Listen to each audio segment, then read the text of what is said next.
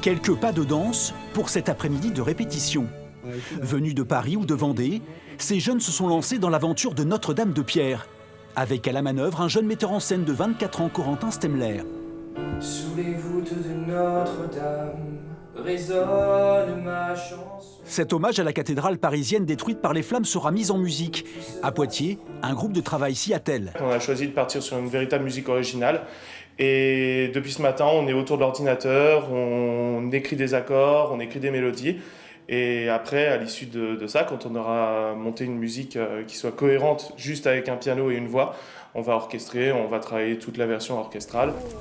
Accueillie dans l'enceinte d'une maison de retraite pendant 7 jours, la troupe réalise aussi les décors et répète donc quotidiennement le futur spectacle.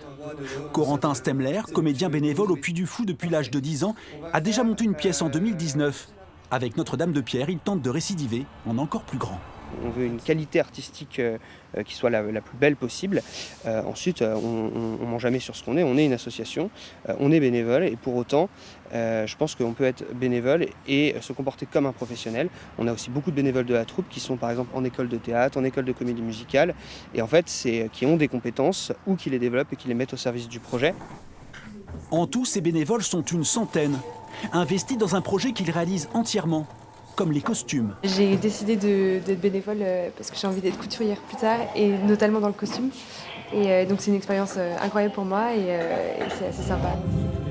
Plusieurs week-ends de travail sont encore prévus avant de dévoiler le spectacle.